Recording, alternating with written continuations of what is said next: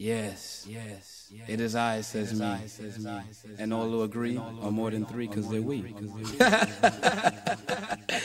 Yes. Yo, I'm in the house now for sure, because I want to talk about the hearts of men. Who knows what evil lurks within them? Welcome, Bucks fans, to Bucks Life, the Milwaukee Bucks fan podcast made for the hardcore Bucks fan. My name is Jake Anderson. With me, as always, is my co-host Chuck Schilling. How you doing, Chuck? Not too bad today. You know, we had a break. This episode's a little longer since the last episode. We had a holiday weekend in there. Hope everyone enjoyed their Labor Day. We had a nice weekend off. That would have been our normally scheduled episode. Yeah, we had the holiday because we had to take the day off for, paid. We get paid vacation on that day, right? From this podcast. Yeah, yes. We all did the money get we paid, make on it. We got paid our full salary, time and a half.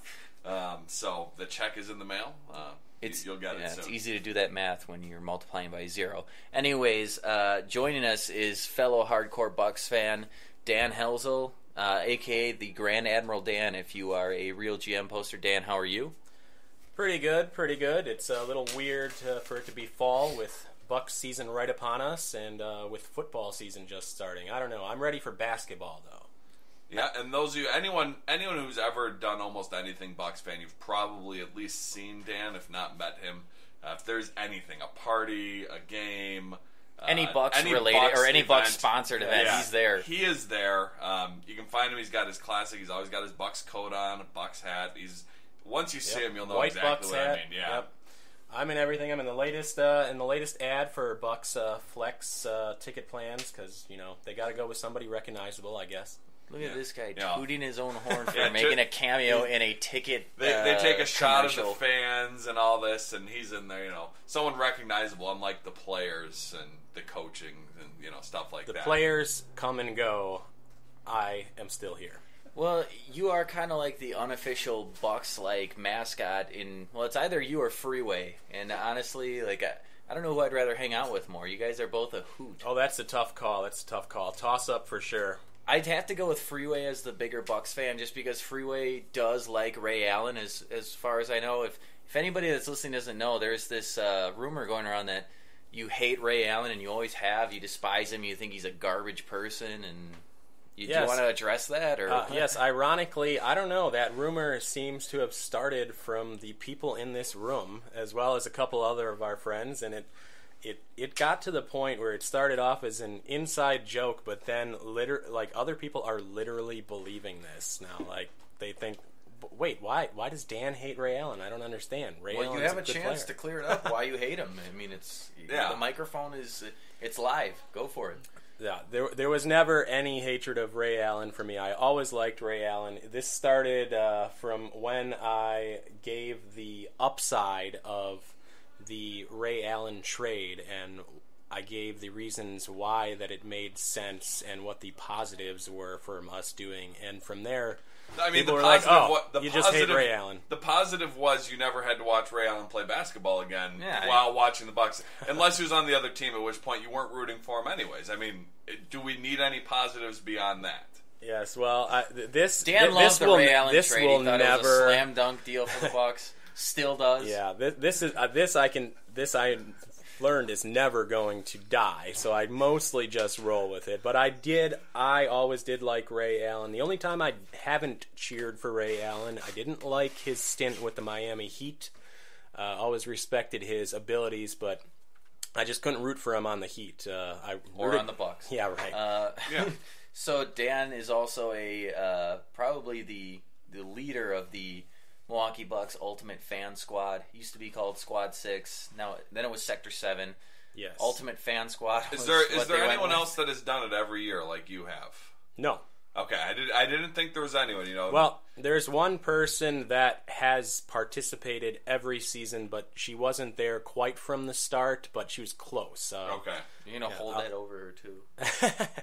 No, she's missed some games here or there, but she's probably been to 95% of the games. I'll give her a little shout out here, Katie Whitty. She has been there. She'd be the person that's been there the most next to myself. But for me, I haven't missed a Bucks home game since sometime in the 2008-2009 season in April. And I think I made it to about 35 games that year. But then the fan squad started immediately thereafter, and I've been to every game. Well, okay, the UFS, the Ultimate Fan Squad. Yes. Is that going to be continuing this year? Do you have confirmation on that? Because it does add a lot of atmosphere. It will to the Bradley be Center. continuing this year. There's still some details that we're waiting to release on that, but it will for sure be continuing.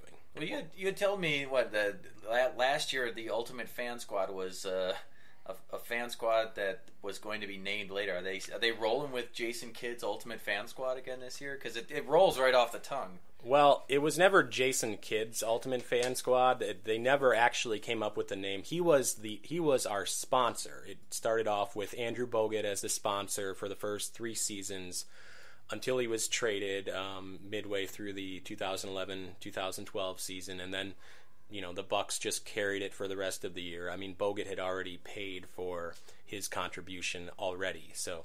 And then for the next 2 seasons, Ersan Ilyasova was the player sponsor, and he put money towards it. And last season, Jason Kidd did. But last season, we never had a name. There were points that we were going to have a name, and I don't know. The Bucks had a lot going on legitimately, and it just wasn't a priority for them to name us. I took to just calling us Milwaukee Bucks Fan Squad. A lot of people like to throw the ultimate in there because one of the promotional materials going into last season referred to us as the Ultimate Fan Squad. So, I mean, it's a pretty descriptive name. So we're the ultimate. we'll see. We'll be finding out soon what we will be named going forward.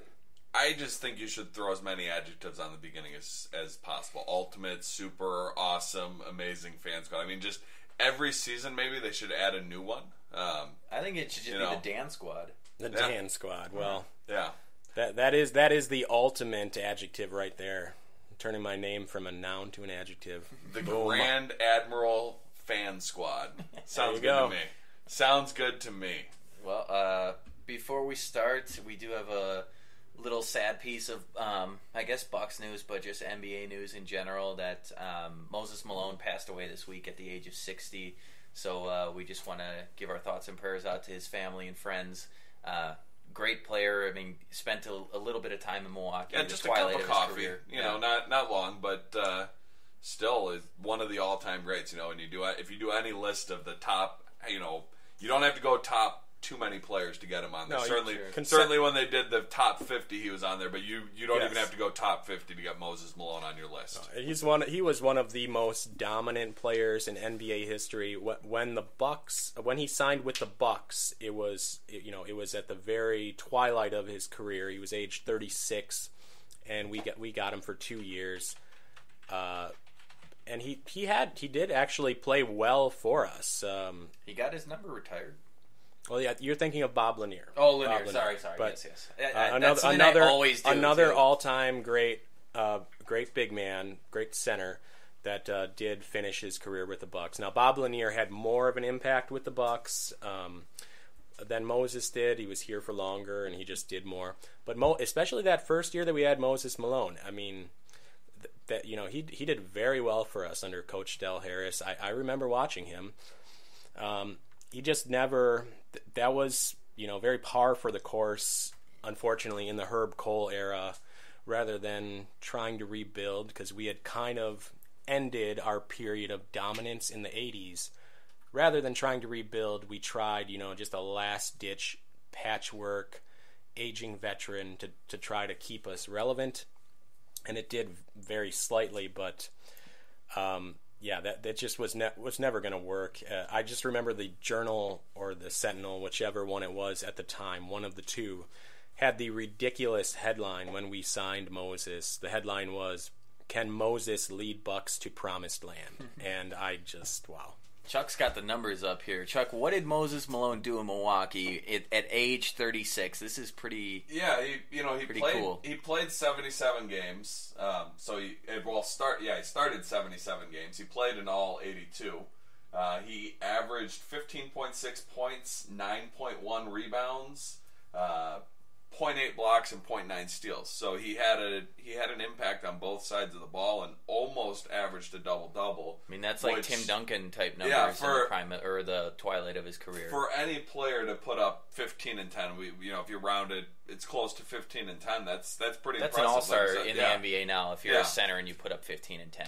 Exactly, especially in this day and age with fan voting and all that, he would have had the name. If we had the same system now back then, he probably would have been an all-star. I don't know off the top of my head who the all-stars were in the 91-92 NBA season, but yeah, he had a phenomenal year for a 36-year-old. I mean, that's a good year for any player, but a 36-year-old, that's pretty impressive. Certainly, but yeah, as we said, thoughts and prayers to Moses and his family and friends. But moving along, we're going to talk about the arena. I feel like I've said the last 2 shows, 3 shows, or almost every show we've done in this podcast, like we're in the home stretch now, but yet we still aren't quite over that mountaintop.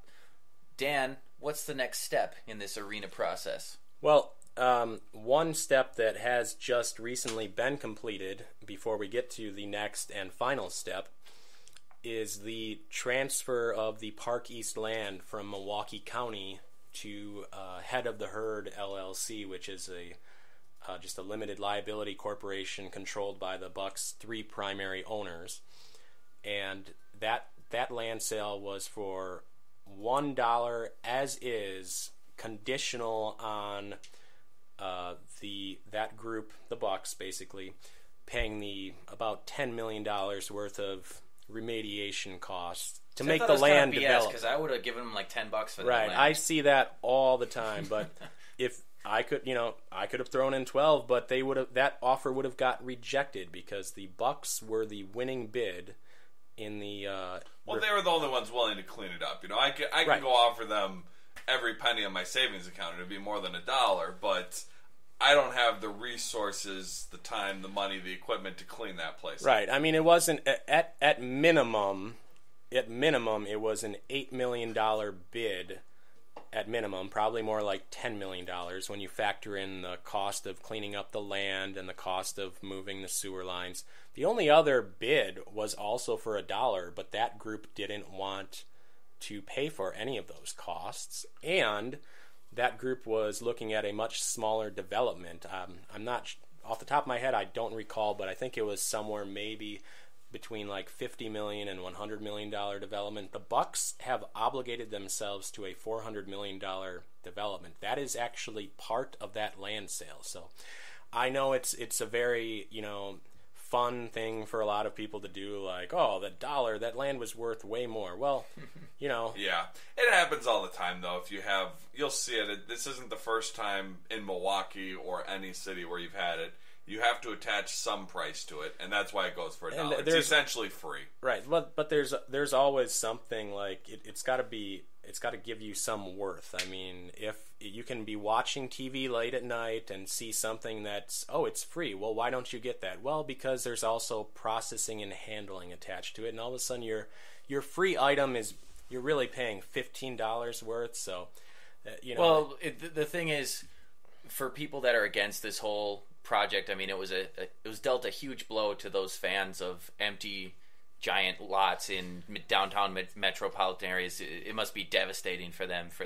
It's ridiculous. At the Common Council hearing that I participated in recently, there one of the newest angles of opposition that I saw was people wanting to keep Milwaukee instead of Anywhere USA is the flyer that they put out, because they thought this new entertainment district on the Park East land was just going to be very blah and very corporate. That's what new buildings look like. Yes, I know. The well, time. I think they were talking about like we're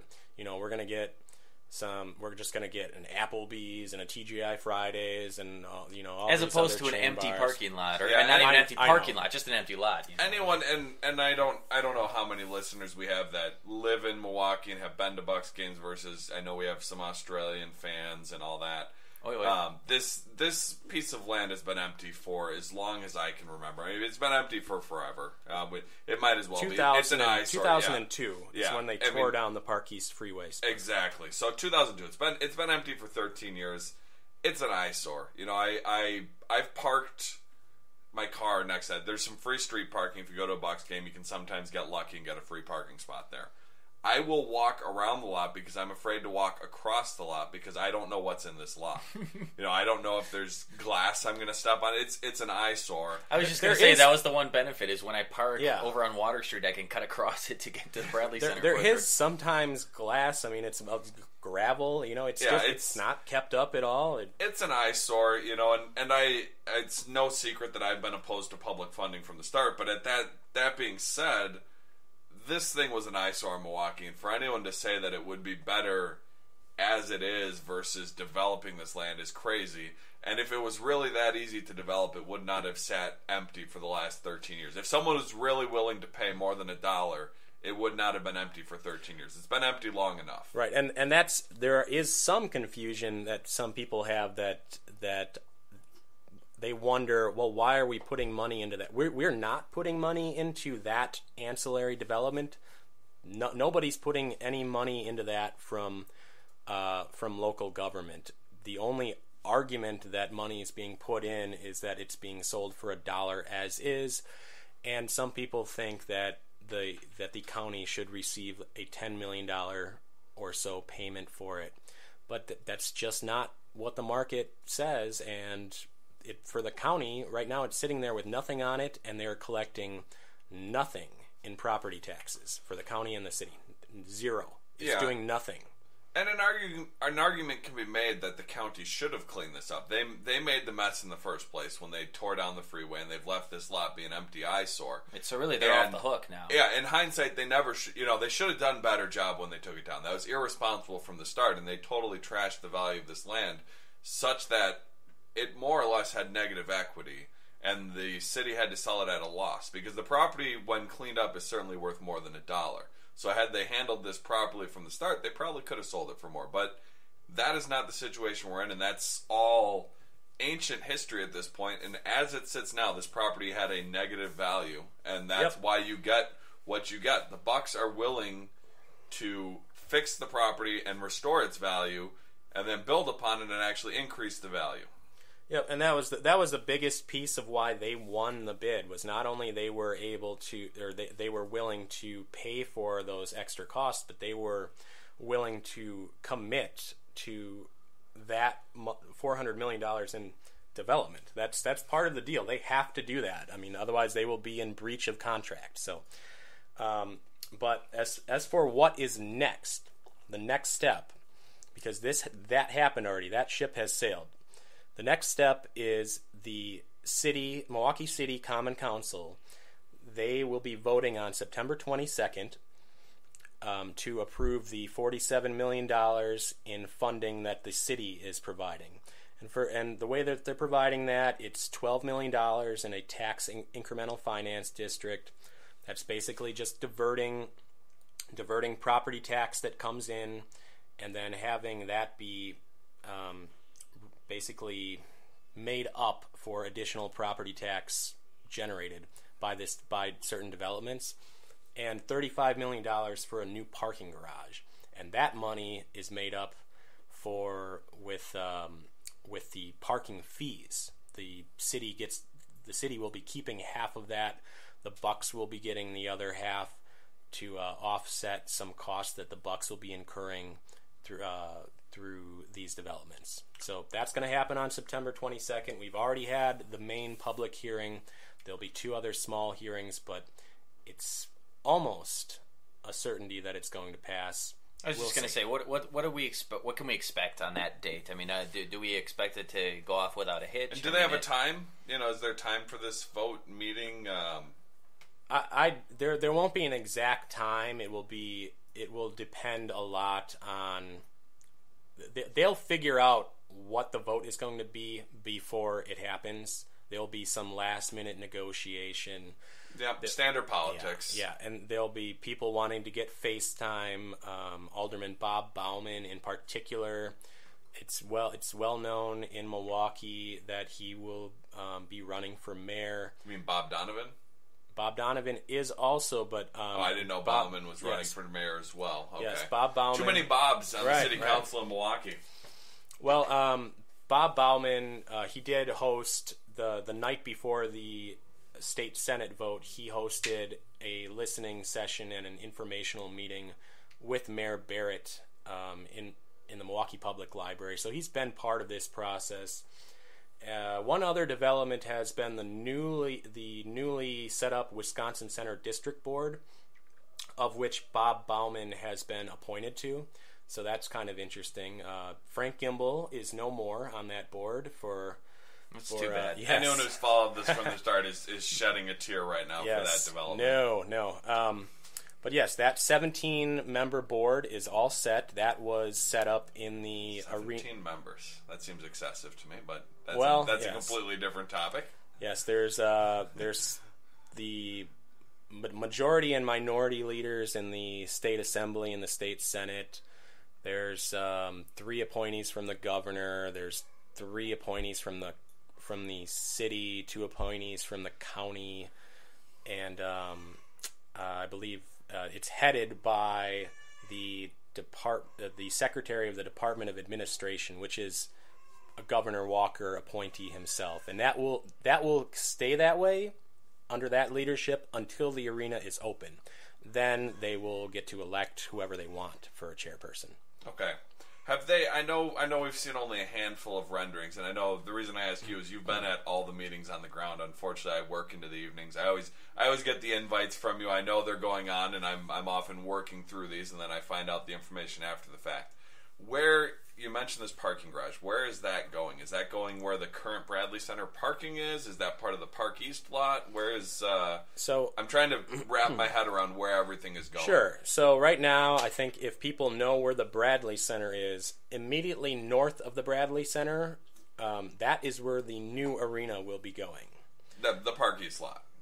Well, that is not part of the Park East land. So right where they've got the parking structure, they've got that paved parking lot, the player parking. Right. The player parking that is immediately north of the Bradley Center. It will obviously the arena is bigger than the footprint of that, so it's going to take up more room than that. But that land is already owned by the Bradley Center and is being transferred to the Bucks for the purposes of building the new arena. The Park East land is north of that. Right. The current parking structure that is above where various bars have been, Center Court, Silk Game wants Time. to get in there. Silk has tried to go in there for many years. Yes. That is being demolished in favor of extending the new arena a little bit into 4th Street and having what's called a live block there, an outdoor area for arena events. So that'll be interesting. That's part of the renderings that have gone out there. But that's what that space is going to be. The new parking structure is going to be immediately north of the new arena, and that is on the Park East land. Okay.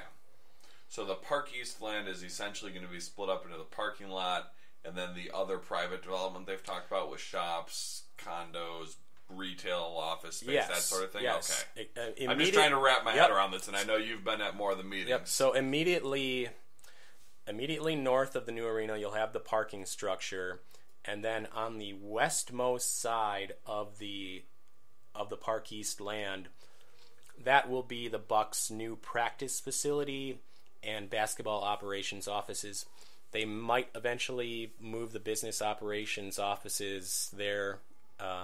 Right, I know they're in a lease with the Schlitz Park over there for a few more years, from what I understand. I believe that's a 5-year lease, so they might eventually put them all under one roof. But if they don't, it's so close. Yeah, it's only literally walking distance from Schlitz Park to the Bradley Center now. We are not talking about the massive distance. I mean, I guess it's not massive, but it's still a decent drive in traffic, about maybe a 17-minute drive. It's a pretty decent drive from the Cousins Center to the Bradley Center. St. Francis, so I'm glad they're putting it all in one place. It makes it easier for new players to come in. They don't have to learn 2 locations. Not that it's a big deal to hire a taxi, an Uber, whatever, but it's nice better. to have it all in the same area.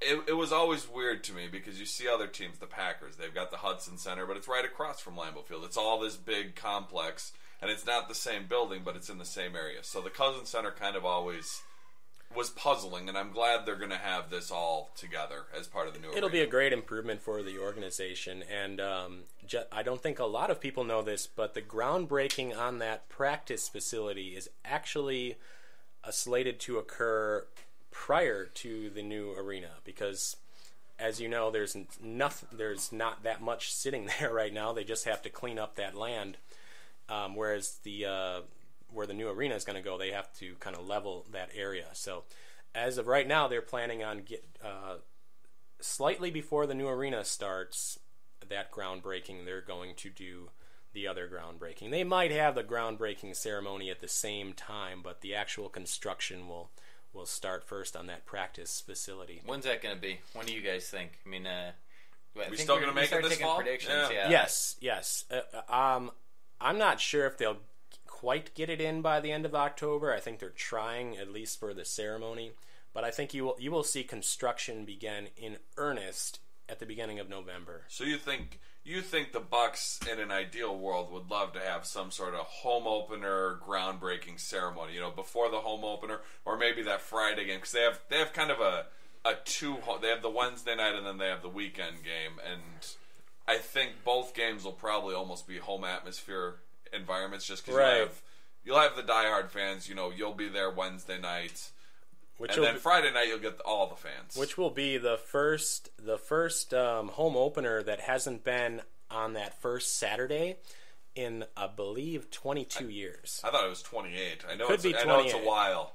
Well, it's definitely, it was always the first home opener period we've always opened on the road for that purpose. Right. Yeah, that's what I'm saying. We've always opened on the road because we've always wanted that Saturday night home opener. That was something very important to Herb Cole and his regime. That was a scheduling priority that we always made, and that's not what the new owners value. That was an interesting thing. Not to get too off topic here, but when the schedule came out, you could always count under the Herb Cole regime 14 Saturday, a lot of Saturday games. Yes. And even starting last year, and then more so this year, there are more Sunday afternoon games and Friday evening games. Now, and then there are the Saturday games mixed in there, but it's almost even between the Friday, Saturday, and Sunday games. All three get an equal amount of play. I love the Sunday afternoon games. I love the Sunday afternoon games, too. So do I. And I didn't look, but I'm assuming that none of them are going to interfere with the Packers. I think the new owners are smart enough to schedule the Sunday games after the turn of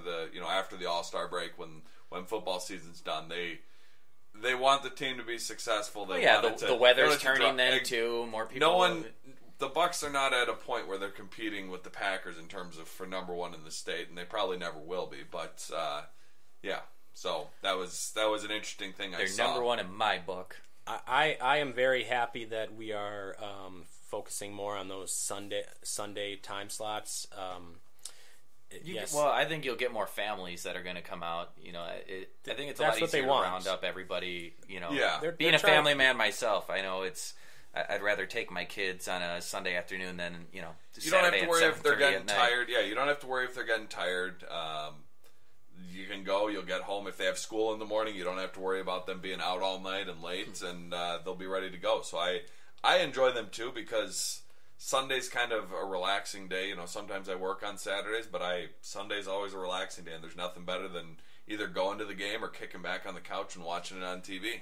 Yes, it will be very good. And these new owners, one thing they really want to focus on is exposing as many people as possible to Bucks basketball in every way that they can. So number one goal is to expose themselves.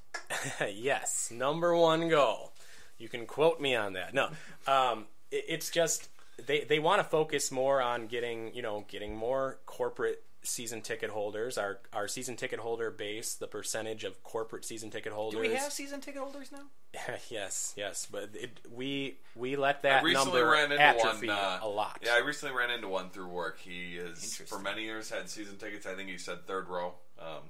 He's been there many years, and he's like Get him on the show. He's any a fan. true fan, they're very excited for the future, and I kind of talk to that when I run into people who I know are Bucks fans. Yeah, so the Bucks are looking at those type of fans, the corporate fans, but they also want to get everybody in there in some way. And a lot of people that have families haven't been going because it's a weeknight, or even Saturday nights it's late, and like you guys were saying, it's easier to get your kids there for the early game. Especially if you have any drive. It's right. one thing if you live downtown, but even if you live in the city of Milwaukee, there's not a whole lot of housing right around the immediate area of the Bradley Center. So even if you live on Bayview or Whitefish Bay or the closer parts of Milwaukee, you're still looking at a 20 to 30 minute drive. And if you live out in the suburbs, it can be even worse when you factor in traffic.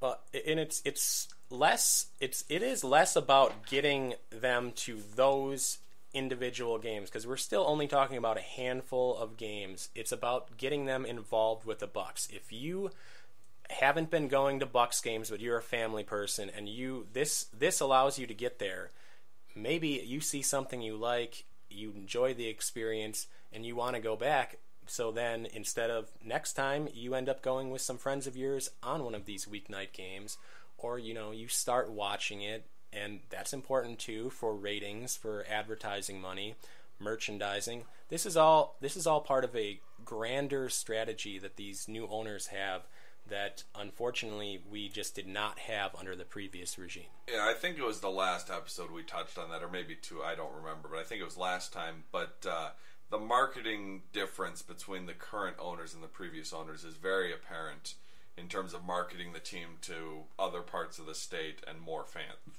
Yes, it's absolutely mammoth. The difference is just staggering, and I think a lot of people just didn't know that we're just happy with Herb Cole because he kept the team here, and he definitely deserves a lot of credit for keeping the team here. A little. He deserves a lot of credit for keeping the team here. But I think he deserves a lot. But I'm not going to. He could have sold the team for more money if he did not care about keeping them here. Well, it was two instances. Maybe you could even say three times. Back when he bought the team to ensure that the team would stay here back in 1986. Then in 2003, when he pulled the plug at the last minute on the sale to Michael Jordan's group, and Michael Jordan, greatest basketball player of all time in my opinion, one of the worst owners ever. I'm very glad that he didn't buy the team, and he was also very likely to leave. I still hear people tell me that it was a mistake that we didn't sell to Jordan back in the day. Well, I'd say there's probably they know who Michael a Jordan 90% chance that the Bucks would have ended up moving out of Milwaukee had that Jordan group bought them. Oh, I think it's higher than 90. Yeah, maybe closer to 99. Yeah. Probably. And then, of course, the recent sale to Lasry, Edens, and Dinan, who that was probably Herb Cole. No, I will say that has definitely been Herb Cole's best personnel evaluation ever. is targeting these three as the people to sell. Well, I guess two of them at the time, the people to sell the team to. He has been just horrendous at evaluating on the court talent, as well as, unfortunately, some of his front office employees. But he made the right decision here, and it has worked out really well. Well, Chuck, you brought up people that are hardcore fans that are excited for the future, and Dan, you brought up that we need to get as many eyes on this product as we can, and I think one thing that you can do that with is young stars, and we want to talk about one now in Jabari Parker, who's still coming off of the major the ACL surgery. There was an update recently that he's actually put on a little bit of weight. There was a report that he's up to 255 pounds now.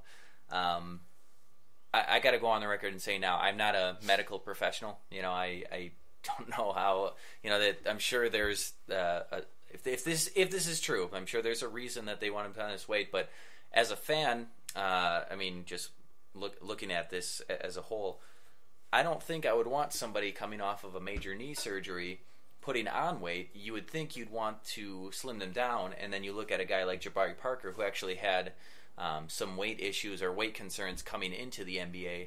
That was one of the weaknesses that people looked at was, is he going to have an NBA body, and is he going to be able to maintain that?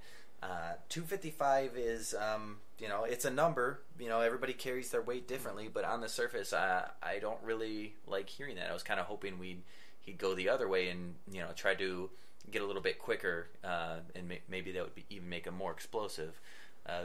But again, I'm no medical expert. I'm definitely going to take a wait and see approach. But if he is playing at 255, I think they're probably going to try to play him at power forward, which again, I'm not really a fan of. I know, Dan, you had some pretty strong thoughts on that. Yes. Well, 255 is an alarming number. Just looking at the number, this is just something that linebacker. That's you get a guy like Clay Matthews. I don't know what his listed weight is, but it's probably around 255. 255 or 260. And he's a little shorter than Jabari, but still, that's a big size. Well, and that 255 number, really jumps out at me because when back in the 2005 draft, the last time we had a top 2 pick. Prior to Jabari, we had the number 1 pick, and we drafted Andrew Bogut. And the first one of the first questions, I got to ask him a question in the first phone interview he did. And at the time, he weighed 245. Did you ask him about the sky hook? Sorry, I did not. I asked him about what his playing weight was going to be because he was 245, and we wanted him to be our center at the time. And people were concerned it might not be quite bulky enough for that, and he was planning on getting up to 255 to play center. And he wasn't like one of these rail thin type centers either. So 255, and Jabari, is 6'8". So 255 for a 6'8" person as opposed to a 7-foot person, that's significant. However, like Jake said, partly it's just a number because we don't know 255 pounds. There's a big difference. Body fat percentage needs to be known. We don't know how much of that is muscle, how much of that is lean muscle. Well, and we don't even 100% know that that's an accurate number either. Which is an excellent point by Chuck. And then it was deleted by his... no, that was something else. I know what you're referring to. This number was in the Journal Times in Racine, correct? Yes. So it could have originated from Gary Wolfel, so we don't know. Yeah. We don't know the source. That be something, huh? It's... Everything with Jabari at this point is speculation. We've talked about him before on this, a couple episodes ago. We talked about him quite extensively.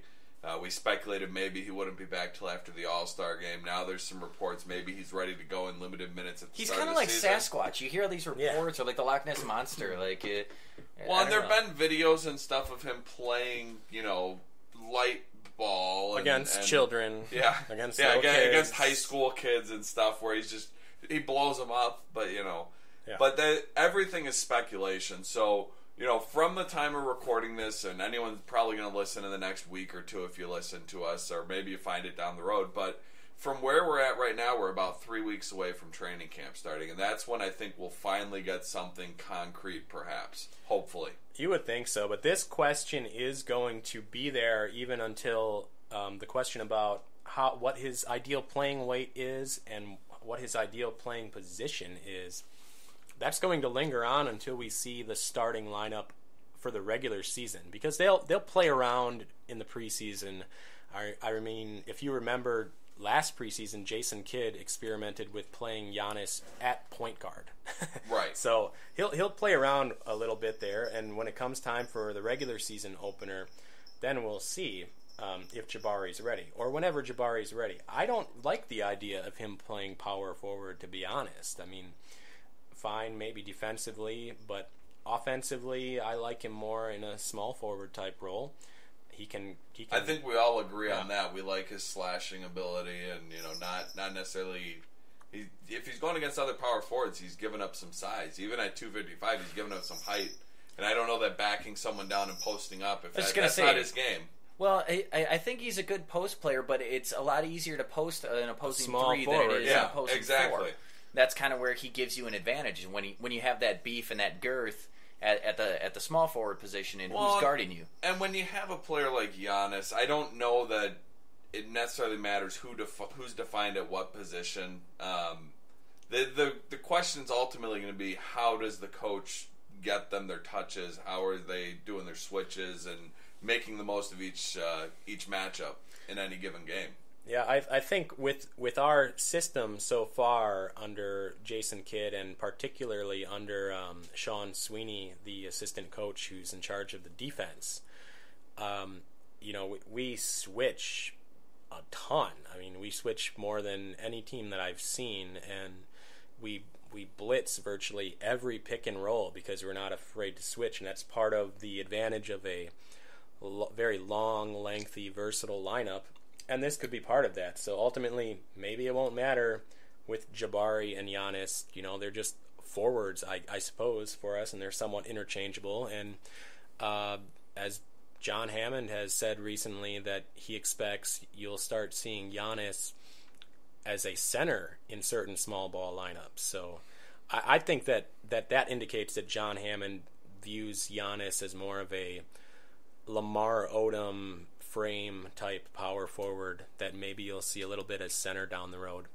One thing with Giannis that we've got to see a little bit with his play in the Greek national team is it's very possible his jumper has improved to the point where he's not going to be a liability, and we can maybe rely on him as a decent three-point shooter. We'll see. Well, and I think we saw that last year. His form is smooth, and he didn't necessarily hit at the rate you would want him to hit, but he was hitting at a decent rate. I don't know about last year. He was down to about 15% on threes. The year before he was 25%. In threes. I was more referring to long twos. Jumpers. Yeah, okay. Long jumpers. Yeah, not necessarily the three-pointers outright, but towards the end of the season, it seemed his jumper was starting to develop. And yes, you hope with a player of his age that continues. I haven't watched any of the international games. I see the box scores. The Bucks are always putting it on Facebook and Twitter. The highlights are on YouTube. I recommend that people check them out if they get a chance. Yeah, it always seems he's not starting, which I don't understand. I don't know who starts for the Greek team, but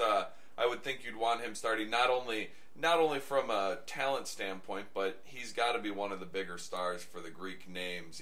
He's playing in the NBA. He is. That's it for the Greek national team. And for other national teams, it can be basically a seniority situation. You have other players on the team that basically their focus is the national team, and that's almost all they do. Or some of them play for a couple overseas league, and they just spend more time with the national team. I guess that makes sense. Yeah, I guess that makes sense. I don't think it makes sense, but that's what they do. Well, not necessarily making sense from the best stand. That's what's best for the team. But at least their logic. There's at least some logic and method to the madness. Yes. So yeah, I think like you mentioned, with all the switching, I don't know that it matters who's defined as the power forward, who's the small forward. Giannis has very good handle with the ball. He's going to be out there, and it's going to be all on the coaches putting them in the best position to succeed. Yeah, it matters to a degree, especially we'll see how well Greg Monroe does defensively in this system, and we've got other personnel mixed in there that some pieces will fit together better than others. If Giannis and Jabari are out there with Greg Monroe, I don't think it matters so much who the power forward is, but if John Henson is in there with Jabari and Chris Middleton, Jabari's definitely going to be the power forward. And if Jabari's out there with Middleton at small forward with another, two guards, and then Greg Monroe at center, that might be a tough lineup for us to get by defensively. I will point out that with our starting center and starting power forward last season primarily being Zaza Pachulia and Ersan Ilyasova, the Bucks have the number 2 overall defensive efficiency in the entire league under Sean Sweeney and Jason Kidd's system. So if they can keep that up, I think we'll be all right. Yeah, there's any concerns you have, it's an upgrade no matter what. That's our situation, assuming health is better going into this year than it was last year. Just addition by subtraction, if nothing else. Before we move on to our next topic, I do want to give Dan a shout out because I remember being at that draft event at the Bradley Center when Bogut got drafted, and he took his first interview with the Milwaukee media, and the late Steve Haywood asked what I thought was the worst question I'd ever heard at the time. The first question that Bogut ever took from a Milwaukee media member was, Steve Haywood asked if, because Kareem Abdul-Jabbar played here and used the sky hook, if Andrew Bogut ever considered adding the sky hook to his arsenal. And Bogut's response was just kind of like, yeah, I mean, he was a great player. And then Dan got that. I don't remember when his question was, but I remember thinking, my question like, was either next or third, and it made my question look a lot better. Well, I was and just gonna Bogut say, actually yeah. spent some time answering it. I said, I was like, man, that was like a really good question by that fan who I didn't know Dan at the time. So that was actually a really good question. And then, like, how did the frickin' sports journalist ask the worst question? But we won't spend too much time. Rest in peace, Steve Haywood. Yes. A true Bucks fan. Yeah, I don't want to rip on a guy and post-mortem, but yeah, he was, above all else, he was a true fan. He was. You know, it was a bad question. Great guy. Bad question at the time. You know, we can't all be perfect, and that one was not a good question. Yeah. Well, our next topic is something that I feel like we keep pushing back to every podcast we do. Like, oh, we'll talk about it next time. We'll talk about it next time. And I guess it is kind of because he's like the forgotten man in the Bucks starting five, and that's Michael Carter-Williams. He's the point guard. First thing I want to talk about is the thoughts on when the trade was made to bring in Michael Carter-Williams. I remember being very, very down because I was not a fan of Brandon Knight, especially as our point guard of the future or just as a key cog for the Bucks or just a core piece, whatever you want to say. But I'm actually at the gym. I'm looking at the clock. I'm listening to a local radio station while I'm at the gym, and I'm just like, man, this sucks. Like, trade deadline, here it is. I really thought we were going to move him. And then I open up Twitter, and first thing it says, you know, just coming in, Brandon Knight traded. And then I'm like, oh, my God. I started updating Twitter. And I start to see the details, and I got really excited. Not so much I wasn't super high on Michael Carter-Williams, but I think for this team, I think there's a lot more potential if you can develop him to be a true point guard and what you would want in your system. I think Brandon Knight had more of an alpha dog mentality, and I didn't think that it really fit in with our two main pieces, which are Giannis and Jabari. But, I mean, what were your thoughts when the trade happened, Chuck? I mean, I think I actually was probably texting you because I was texting everybody I knew. Like, I'm pretty sure God. I texted you first. I don't remember where I was. I was probably I'm driving around a lot for work. I was probably in the car, and I think as soon as I heard it, I know I texted you because for me it wasn't so much at all about Michael Carter-Williams. He was kind of irrelevant to the entire debate. It was the shift in culture that we weren't going to hang on to a player just because he was good.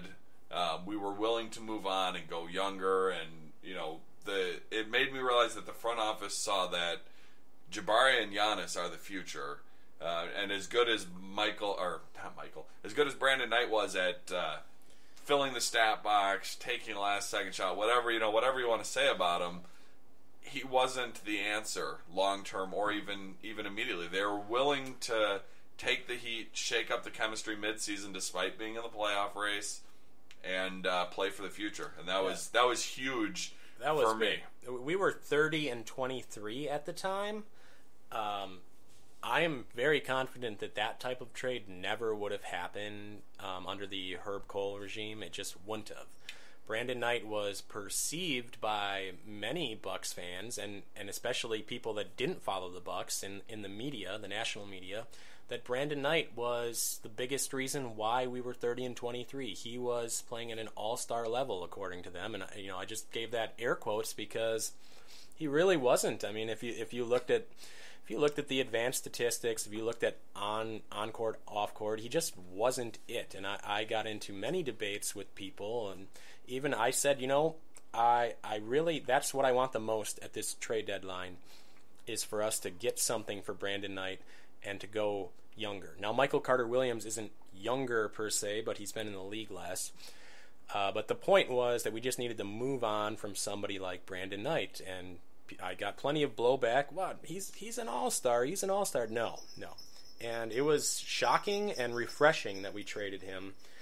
And I think everyone in this room, we probably had that same debate with our friends who are casual fans. Cause yes. I had plenty of people where I said, I'm glad for the trade, and the response was, oh, he was the best player on the team, and this and that. Yep. And, to me, even Michael Carter-Williams, Brandon Knight, they're all afterthoughts. Right now, with this current group of players, how well we do and whether we can win a championship is all on the backs of Giannis and Jabari. Not to put too much weight on their shoulders. Hopefully they're not listening and getting stressed out over the pressure. That's what it is. But that is the truth of the matter. If they excel, if one of them, if they hit their ceiling and they turn into top 5, top 10, all-star, whatever that ends up being, that is what it's going to take for us to win a championship in Milwaukee. And how Michael Carter-Williams does, if we had kept Brandon Knight how he does, that's all irrelevant. They're just pieces around them. Brandon Knight is not good enough to be that third piece, and I don't think Michael Carter-Williams is, so you might as well get cheaper and younger. Right, and the idea is you try to find assets that can develop into the pieces that you will need to put around Giannis and Jabari in order to be a championship caliber team. While those two are the primary pieces that we need for that, we are going to need other talented young pieces of a decent financial value to put around them. And I think it was pretty clear already Brandon Knight wasn't going to be that guy. I mean, he was going to need to be paid, first of all, this offseason. And why do that when we've already determined, well, that's not really the guy going forward? Michael Carter-Williams, maybe he could develop into it. I'm not that optimistic. For 2 years. Yes. Yeah. And we'll see. And for now, it's an interesting experiment. He's a taller point guard. He's 6'6". He really fits in with that switching defense. Feisty defender, too. One thing that I learned very quickly, because I was familiar with Michael Carter-Williams to the extent of I knew what he was offensively with Philadelphia, and I knew that he was supposed to be a good defender. When we traded for him, I really looked into it, and he is an elite defender as a point guard. I mean, and he's got so much potential, especially with that length. And in our system, offensively, we'll see. It's still a work in progress. But after the trade, we finished the season 11-18. We almost backed our way out of the playoffs. We almost backed into the playoffs as well. We kind of stabilized a little bit at the end, but wasn't looking good going into the playoffs. Once we got into the playoffs, maybe a different story, because I was not pleased with how the Bucks were playing at all after that trade. But I guess there was an adjustment period. I was going to say, he looked like a guy who was trying to fit in. I mean, offensively, I guess the best word I could say is immediately after the trade, the weeks following up, he looked timid.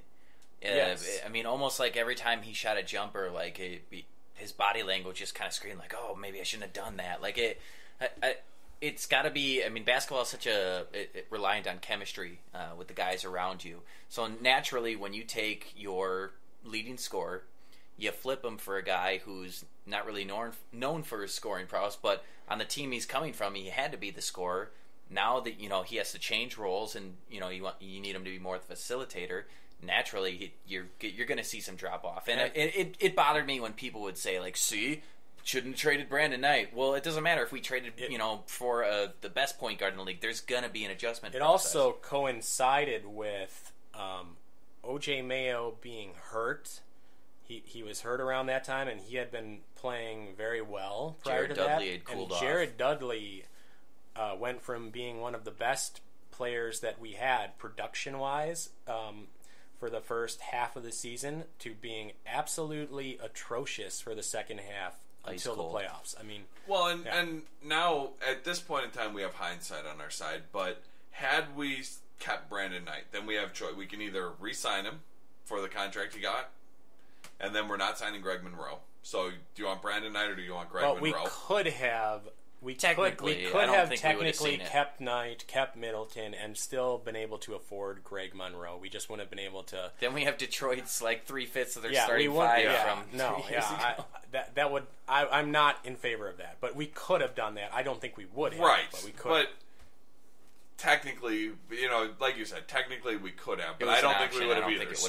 So you look at it even with hindsight now. For the people who were fans of Brandon Knight, you can choose now.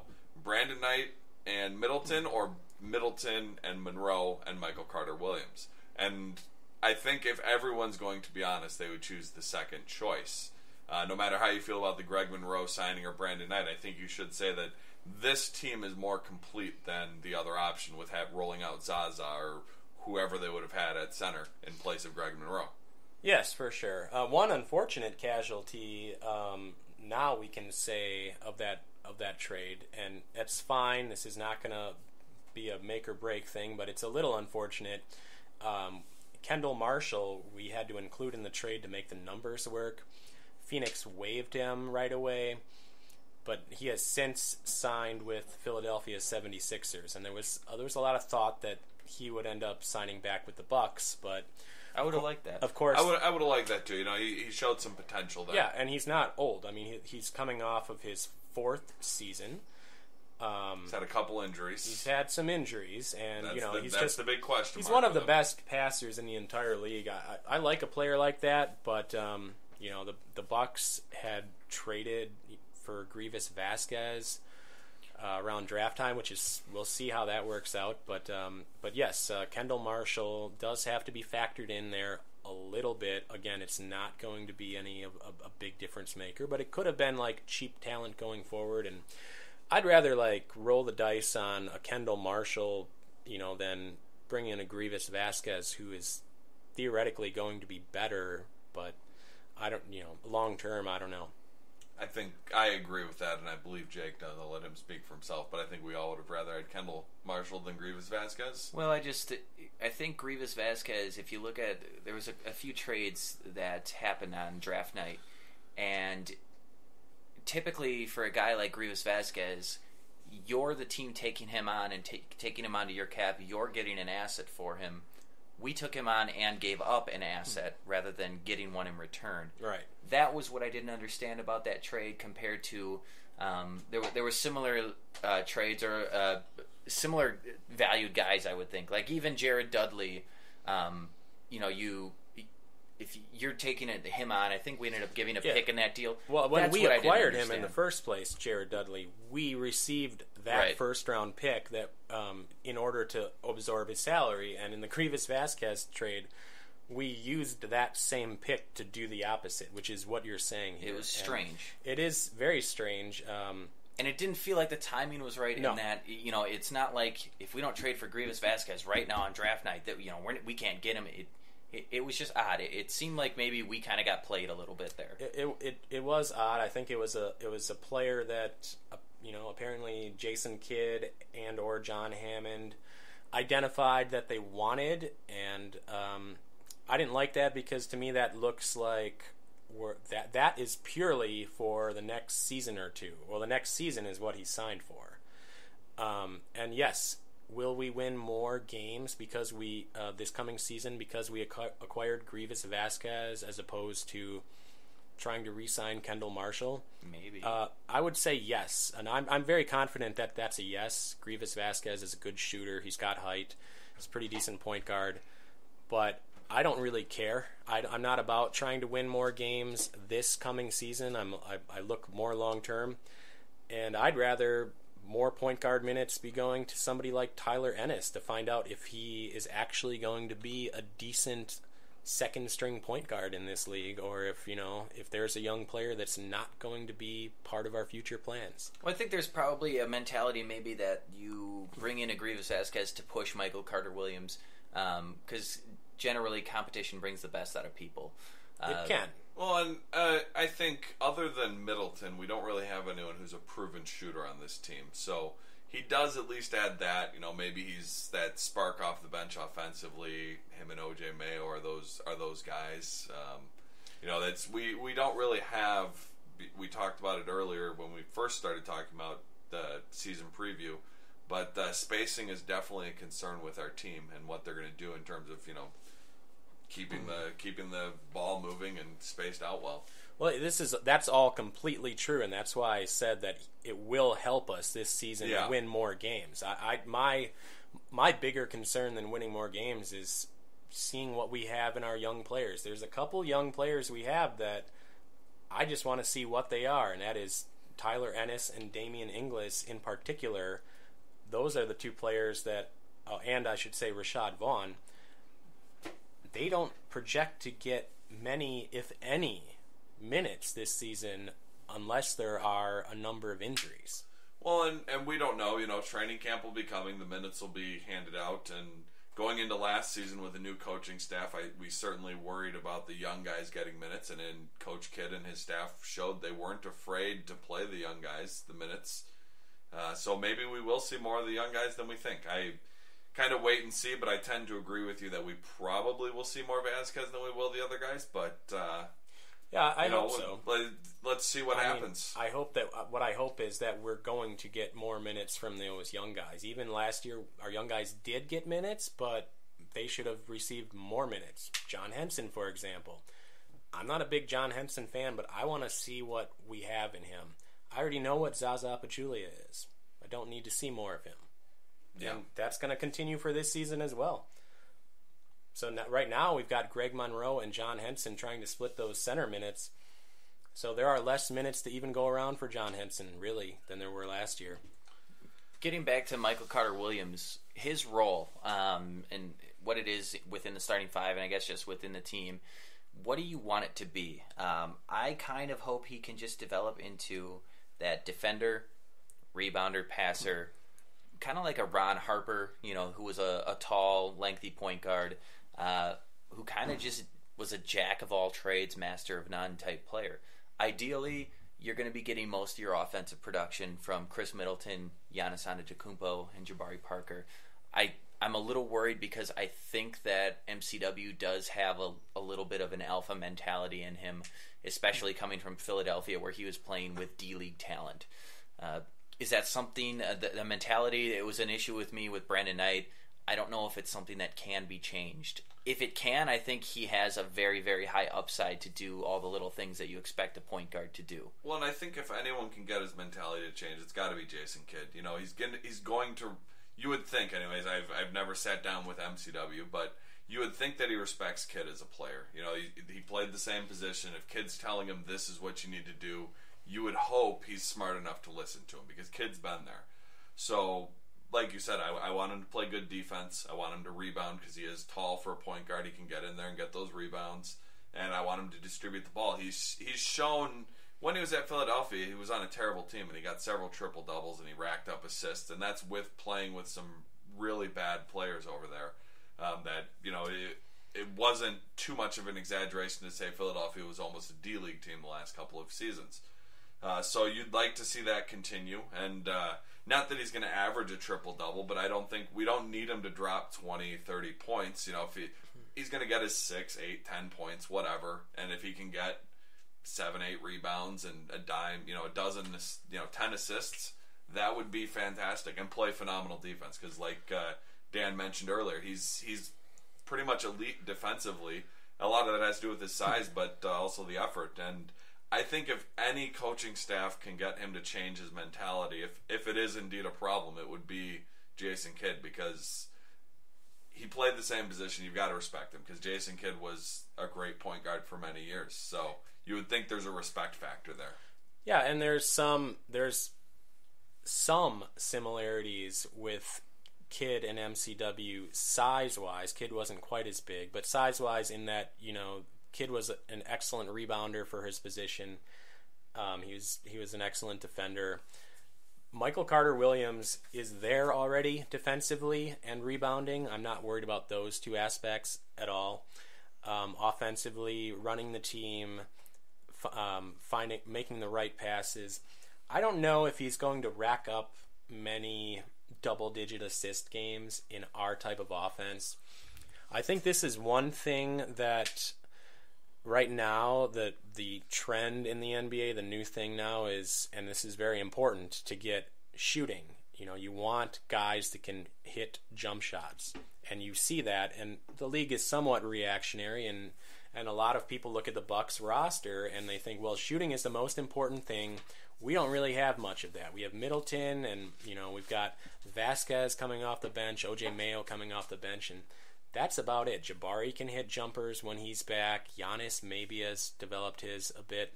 But I would submit that, and you can even see this already in the NBA, that passing might be more important than jump shooting.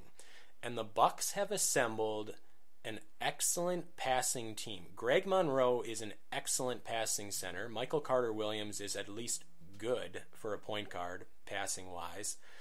Jabari and Giannis both move the ball very well. And if the idea is if the ball keeps moving, you can eventually get a good shot. You can't overpass, but you keep the ball moving.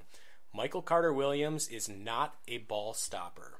And that's what, if we're focusing on Michael Carter-Williams here, Brandon Knight was a ball stopper. His possessions ended usually with a shot or a turnover. So, I mean, that's just that's factual. That's absolutely factual. And what I think the Bucks are looking at doing offensively is, okay, right now jump shooting is being valued at a very high premium. So let's see what we can get. Kind of like, I guess, comparable to like a Moneyball system in baseball, where you look at what's being undervalued and you try to get the best bang for your buck. You know, it's a shame about Brandon Knight too, because I think he could have been, with a mentality change, a very effective player, especially for this particular team with his ability to shoot the ball. If he would have just been a more willing passer, he was a willing defender. I don't think he was a good defender. I think he was a good defender. Well, it's not funny as good because as Michael Carter-Williams. He would always give you 100% effort, but then, you know, every year when the NBA does their best ankle breakers and then, you know, best guys that got dunked on, Brandon Knight's the number one play in both categories. But yes, but Dikembe Mutombo used to get posterized all the time too. I mean, Brandon Knight was trying. Position, you know? Yeah, you have to be in position to make an effort. He definitely made himself look foolish a lot of times. It goes down to mentality. I think if Knight would have just been able to say, okay, I'm going to be the spot-up shooter, you know, your job, get the ball to half court, get it to the man who's going to facilitate the offense, move the ball around, and if the ball swings to you and you got an open jumper, that's your role. Shoot it. I think in that sense he would have been more than ideal for this offense, but it was all an alpha dog thing that he thought he was the man. And I'm sorry, if you're the man on my team's not very good. Right, the kind of player that you described as being okay with, I would have been more than fine with that kind of player. And basically he would be your 6'3" type shooting guard, and you'd have somebody else being the initiator of your offense, and that would have been just fine with me. But that player, not Brandon Knight, and I don't think it's ever going to be Brandon Knight. I took a wait-and-see approach when we traded for him, and I waited, and I saw, and it's not going to happen. Well, and we traded him away before we paid him, and we could be, in 2 years, we could be having this same discussion about who did we trade Michael Carter-Williams for. Could be. And we'll have potentially another young, cheaper player that we're saying, well, let's see what they do over the next couple of years until we find the right player who's the right fit, who's got the right mentality and the right skill set for what we want. So, yeah, I mean, we very well could be having this same conversation in 2 years, which is a lot better than having the conversation we've had in some years past of why did we give Drew Gooden a full M mid-level exception? Why did we pay Michael Redd? Why, you know, John Salmons. We've had this conversation other way too much. I would much rather have this conversation of, do we think this young player can develop into the player we need? Maybe not. We're not all super optimistic about it, but that is a better conversation than, well, can we trade this dead salary weight off for anything without giving up too much assets? Now, I am way more optimistic. I was not super optimistic after the 11-18 finish of the regular season. But he did impress. Michael Carter-Williams did impress me in the playoffs, both defensively and that one game in particular in Chicago, Game 5, where he took over offensively. And you can take over the game offensively without having a jump shot. He has various ways that he can score, and he was posting up Kirk Heinrich, and I actually felt bad for Kirk. I mean, he had no shot. Well, and of all the things you can't teach effort, you know, he can work on his jump shot and hopefully get it better. And I'm definitely in the wait and see. You know, he's going to get a full training camp with the coaching staff. He came in mid-season, had to learn a new system on the fly, and now he's going to have some of that under his belt. And you know, there's no reason to not be optimistic that he'll at least improve upon where he finished the year last year. That is one thing that you can change and improve on. I mean, you can't improve your height when you're done growing. Now, Giannis can improve his height from time to time still. And I think he's done now. I think he might be done. He's a full 7 feet now. I think so. But at a certain point... He's Kevin Garnett 6'11". At a certain point, you're done growing, and you really... I mean, I think there is a disease where you keep growing. Well, there's an actual disease where I think you just keep growing, and then but if those people if have you short have lifespans, that disease, you're probably not a professional basketball player.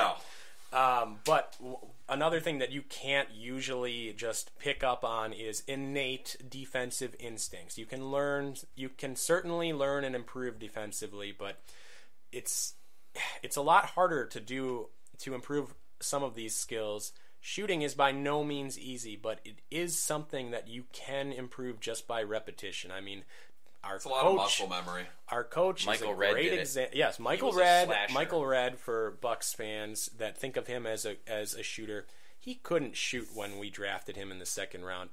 I know for a fact, I've heard this from firsthand accounts, that he used to lose shooting contests to lead assistant coach Terry Stotts at the time. He just was not a good shooter. I wish I could see that. There'd be a fly on the wall for that. Right. So, and he worked hard and developed into, a good jump shooter.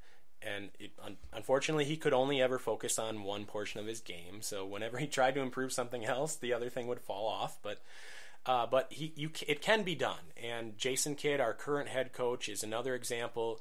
He could not shoot. He was not a jump shooter. And now, at the end of his career, he, I believe, is third all-time in three-pointers made, if I'm not mistaken. Yeah, I know he's pretty high up the list behind Ray Allen and at a good percentage, Reggie Miller. Not like a phenomenal percentage, but at a good percentage. But yeah, he just perfected that shot. I think you're right that he's third behind Allen and Miller. I believe that's correct. But you're right that at the beginning of his career he was, and hopefully Michael Carter Williams has that mentality and he can follow a similar career path. If he ended up a first ballot Hall of Famer, right? We don't need that. I'd be perfectly content if that's what Michael Carter Williams turns into. I would like him to, at a certain point, be able to hit 33% of his three-pointers. That's at least from the corners. If he can hit 33% from the sidelines, maybe not from the top of the arc, that's a little farther away, but give himself a three-point shot that's actually at an efficient percentage, and that would just greatly expand his offensive impact. It'd be great for the team as a whole for spacing and everything. All right, well, we definitely hope he develops into what another piece of the core. Before we end this thing, I do want to bring up something, because in our last podcast we talked extensively about the new uniforms and the rebrand. We had talked about how there was a rumored third black Bucks jersey that's going to be released, and that there was a leaked photo. It looks terrible. And it looks wretched. We already touched on how terrible it looked. That's already been rehashed. It can never be said enough. It looks terrible. Yep. So if they do release that, get your hands on one, because it's not going to last more than a season. Judging by might be these worth owners. some money someday. Yeah. But collectors want all sorts of weird stuff. We had talked about how we were disappointed that there wasn't maybe a sleeved look, or another alternate, a Cream City. We talked about several possible alternatives. Well, there was. It kind of went under the radar, but there was an article, Slam Online, by Brad Graham. And it was an interview. They were talking about the Bucks rebrand and their new uniforms. And it was the individual's name is, and I hope I don't slay this name too much, but Camu Meyer, maybe. Yeah. Who's with the Doubleday and Cartwright creative agency, who took charge of the Bucks rebrand. He had a quote in this Slam Online article, and it says, "Let me see here." There's I'm sorry. Yeah. Okay. There's a huge difference between designing for print or web versus designing for garments. But because the team already knew how to create shirt, jerseys, and patches, we were all equipped to produce the Bucks uniforms. Actually, I missed the quote. You went okay, I went too far. It's after the Doubleday and Cartwright team solved their primary logo puzzle, they developed the team's home away alternate, and then here it is, Pride shirt, which is T-shirt style uniforms. That was in that article. It went under the radar, so maybe the Bucks are kind of withholding this one. We had thought that the rules stated you couldn't, in your first year of a rebrand, have a fourth jersey, but maybe you can't even have an alternate. Just so you know, that alternate will not be something that the Bucks can have in their first year. Okay. I mean, but just because they can't wear it on the court doesn't mean they can't sell it. I'm not sure. I'm not sure on the rules on that. If you're going to make it an actual jersey, I think the alternates, they might release those. Let's say in this coming April after the regular season, or maybe so year two after a rebrand. Yeah. And then I think you will see those type of alternates. Well, that gives them some time to realize how terrible this black is and not go through with it. Well, but let's be clear, it's not the black that's terrible. I have no problem with the horrible giant logo on the front of it that with the numbers and I mean, it just is. Yeah. It is a mess. It's very poorly executed. I mean, the Bucks' current uniform design, if you just had a black version of that would look great. I mean, I'd much rather like the green myself, but fine, that would look good still in black. The black just give me my damn sleeves. That's all. Yeah. Well, the sleeves that'll be interesting. A lot of teams are liking to go to sleeve jerseys at least for a couple games so that it can be an actual official jersey that people can buy, because a lot of people would wear sleeve jerseys that they wouldn't. Well, if I wear a jersey, I always wear a T-shirt underneath it. No one wants to see my armpits when I'm out in public wearing a jersey. But those sleeve jerseys look nice too. Yeah. I'm not a big fan of seeing them on the court, and if I would just be fine with them releasing them and not playing in them. I think that would look great. They already release jersey T-shirts, right, with the numbers and the names. Well, yeah, you can get black Packers T-shirt jersey type things, and there's never been a black Packers jersey to my knowledge. They've green, gold, they've never worn a black jersey. No, no. Exactly. But you can buy them out there. So there was no word, like Jake said, this was kind of mentioned in passing in this article, that there's this Pride uniform. No word on what it looks like. Yeah, exactly. What We've speculated amongst ourselves, maybe skyline of the city of Milwaukee on the front. Who knows? I mean, it could be anything. They might go with the blue. The city, because Freeway might be on the uniform. Yeah.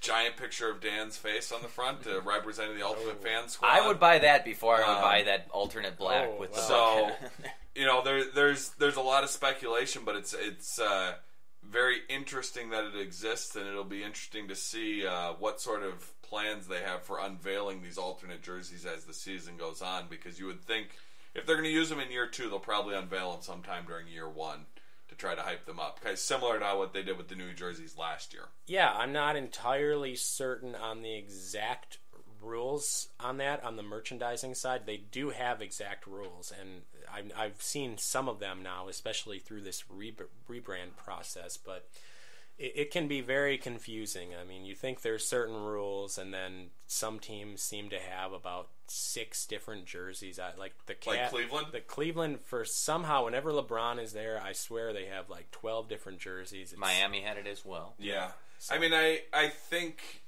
maybe there's rules, but if it's going to make the NBA a boatload of money selling more LeBron jerseys, they allow exceptions to the rules. And so all we need is Giannis to become a top 5 player in the league, and maybe we can bend the rules for the Milwaukee Bucks. Well, by then, I think we'll have gone past this window where there's the restrictions, where you can only have a regular home and away. So we'll see. I want to see a cream-colored home alternate. I would prefer that to the white. Yep, we talked about that last time. Dan wants cream all over his body. I also want a cream-colored jersey. I'm gonna phrase that very carefully there. I said cream-colored jersey. Dan, on the other hand, just likes cream all over him. So if you see Dan out on the street, and there's the sophomoric humor that defines this podcast, right? So. All right, well, thanks, boys. I mean, it's always a good time. Look for our next podcast. It'll be coming up in the next few weeks here. Probably right around the start of training camp, I'd imagine, because we're only a couple weeks away from the start of training camp, and then we won't have to struggle so much to find things to talk about going forward. Hopefully this damn arena thing is done. Yeah, the summer months have been long. Every time we come here to record an episode, we kind of really have to think about what we're going to talk about. But the next time we record a podcast, at minimum, we're going to be right before the start of training camp, and potentially right after training camp starts. So the season's right around the corner. I'm sure everyone who's listening is excited, because if you're listening at this point, you're definitely in the hardcore fan category. And maybe as the season goes on, we'll pick some of those casual fan listeners up. All right, and we always want to thank our guest, Dan. It's been great having you on. Friend of the show, friend to us, and I'm sure we'll have you on again at some point, either during the season or maybe even before. Well, as you know, Dan is everywhere. That's how you can find me on Twitter. Oh, you said you weren't going to plug anything, you liar. Only myself. Yeah. Dan is everywhere on Twitter, Grand Admiral Dan, on Real GM. And as always, you can find us on Facebook, Buck Life Podcast. Twitter as well, Buck Life Podcast. Or if you want to email us, bucklifepodcast@gmail.com. Always welcome to suggestions, criticisms, whatever. If you want to be a guest or give us suggestions for topics, feel free to chime in and participate on the social networks. All right, I think that'll do it. Thanks a lot, guys, and we'll see you next time. Bye.